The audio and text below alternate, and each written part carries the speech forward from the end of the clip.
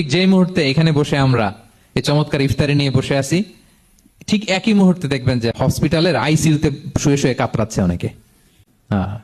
ঠিক এই মুহূর্তে কিডনি ডায়ালিসিস চলতেছে, দেখছেন? কিডনি পেশেন্ট এদিকে ছিদ্র করে ব্লাড সব বের হয়ে রিফাইনিং হয়ে আরেক দিক দিয়ে ঢুকে। ওর চিৎকার শুনলে, বার্ন ইউনিটে গেছেন কখনো?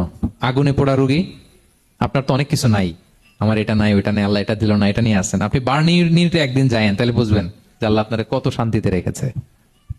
না খেয়ে কয় রাত কাটিয়েছি আমরা, বলেন তো? কত লোক বাড়ি ভাড়া পরিশোধ করতে পারে না, ঋণের বোঝায় জর্জরিত, দুরারোগ্য ব্যাধিতে আক্রান্ত, ক্যান্সারের লাস্ট স্টেজে। তাদের সাথে একটু দেখা করেন, ফোর্থ স্টেজে চলে আসছে ক্যান্সার পেশেন্ট। তার চেহারা, তার খাবার, তার চলাফেরা, কিভাবে তার প্রতিটা সেকেন্ড কাটে, একটু দেখে আসবেন, তাহলে বুঝবেন যে কত আল্লাহর দেয়া নেয়ামতের সাগরে হাবুডুবু খাই আমরা। এজন্য আল্লাহ বলেছেন 3 নম্বর কর্মসূচি হচ্ছে ওয়া আম্মা বিনি'মাতি রাব্বিকা ফাহাদ্দিস। আল্লাহ নেয়ামতের শুকরগুজার হও।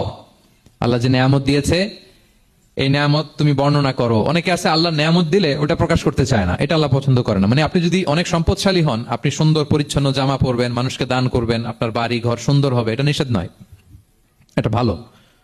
আপনি আল্লাহর দেয়া নেয়ামত ব্যবহার করতে পারবেন এবং বলতেও পারবেন, কিন্তু শুকরান লা ফখরান, শুকরিয়া স্বরূপ বলবেন, ফখর করে, অহংকার করে না।